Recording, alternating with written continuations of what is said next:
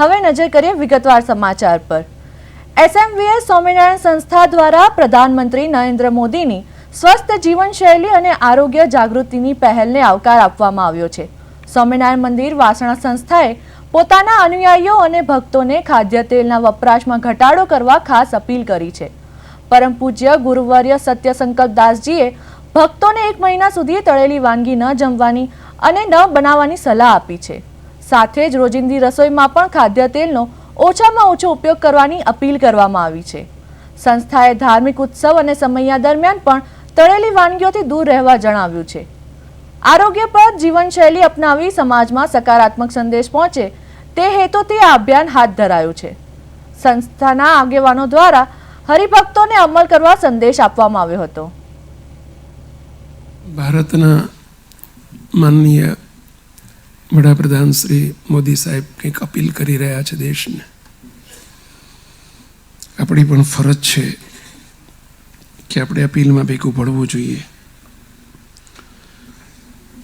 એક પ્રકારની દેશભક્તિ છે। આપણા દેશના વિદેશી હુનિયામણને બચાવવા અને આ રાષ્ટ્રને આત્મનિર્ભર કરવા માટે આપણી કેટલીક જીવનશૈલીમાં થોડા ફેરફાર કરવા જોઈએ। બધાને 7 સંકલ્પ આપ્યા છે। આજે આપણે આખા સમાજને 3 સંકલ્પો આપીએ છીએ। એમાંથી સંતો આપણે પણ આ બધા અનુસરવાનું છે।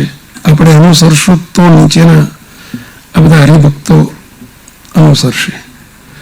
પહેલું જ ખાદ્ય તેલમાં વપરાશમાં ઘટાડો કરીએ।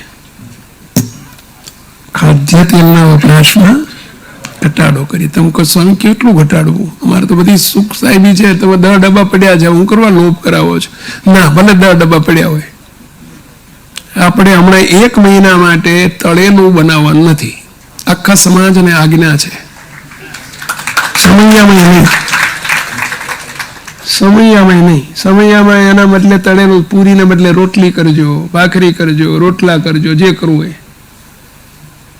એટલું નહીં, ઘરમાં તો ક્યાંક એકાદશી છે, આજનો દાડ છૂટ આપો ને, પૂરી બનાવી હોય તો રાજગરાના લોટની બનાવી નાખીએ જ બને, બાકી ભાખરી બનાવજો।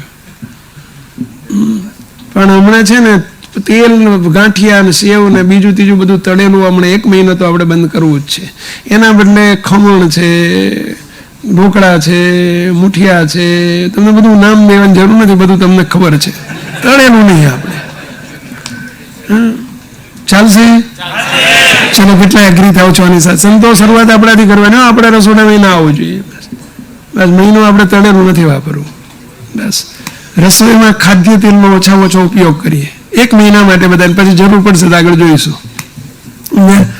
પરંતુ અઠવાડિક સભામાં પણ નહીં, મંદિરમાં પણ, સમૈયા ઉત્સવમાં પણ તળેલી વાનગી બનાવવાની નથી। આનો ચુસ્તપણે અમલ કરવાનો છે। એગ્રી? બીજું, મુક્તો પેટ્રોલ ડીઝલનો વપરાશ ઓછો કરીએ અને જાહેર પરિવહનનો ઉપયોગ વધુમાં વધુ કરીએ। જો અહીં તો હવે અહીં આપણે બાજુમાં જ આપણે સ્ટેશન થઈ ગયેલું છે, મેટ્રો સ્ટેશન, એમાં આવીએ 1 ગાડીમાં 2 જણને 4 જણને નહીં આવવાનું, બધા ફૂલ ઠાસી બાપજી તે 4ની સીટમાં 4 બેહાડતા। પરંતુ ટૂંકમાં ગાડી પૂરેપૂરી ભરીને આવીએ, 2 જણે ગાડી લઈને નહીં આવવાનું। પાર્કિંગની જગ્યાએ બચે અને પેટ્રોલે બચે। વારા કાઢવાના કે આ સંકલ્પ સભામાં ચલો મારી ગાડી, બોલે આવતી સંકલ્પ સભામાં તો મારી ગાડી લઈશું। પણ આજુબાજુ રહેતા હોય એના લીધે આત્મીયતા થાય, કેટલા બધા ફાયદા છે। કરી શકીએ આવું? તમે ભાવિક મહારાજ ને ઘનશ્યામ મહારાજ 2 જુદી ગાડી લઈને આવ્યા છો, હવે આવતી વખતે જુદી ગાડી લઈને નહીં આવવાનું। આ તો દાખલો આપ્યો, પૂનમ હોય તો જુદી ગાડી લઈને નહીં આવવાનું। પેલા તો કે ભગવાન એમને ઘણું આપ્યું છે ને તોય નહીં। પેલા આપણે આજ્ઞામાં રહેતા તે ઘરના માણસોની આજ્ઞામાં રહેવાનું છે, તો આપણે દેશના વડાપ્રધાન કહેતા હોય તો આપણે થોડુંક માનવું જોઈએ। પેલા આપણા હિતમાં છે ને। ચલો, એગ્રી બધા? બસ નોકરી ધંધે જવું હોય તો તે બને ત્યાં સુધી બસમાં જતા શીખીએ। એસટી પેલી શું કહેવાય તમારી AMTS બસ છે, પેલી BRTS છે, મેટ્રોમાં જઈએ, કંઈક પણ 2-4 જણા વારા કાઢીને જોડે જોડે આડોશ પાડોશમાં નોકરી જણા 4 જણા જતા 4 ભેગા શેરિંગમાં જઈએ। આવું કંઈક બધું કરજો। અને એ જ રીતે મુક્તો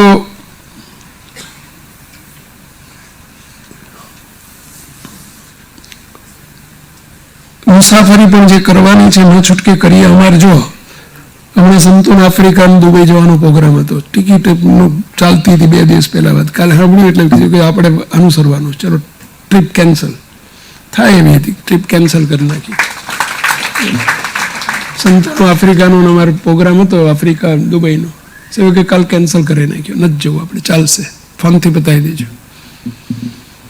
આપણે પણ ન છૂટકે હરવા ફરવા બીજું ત્રીજું થોડું કરકસર કરીએ, આપણે દેશને રાષ્ટ્રને થોડું અનુસરીએ.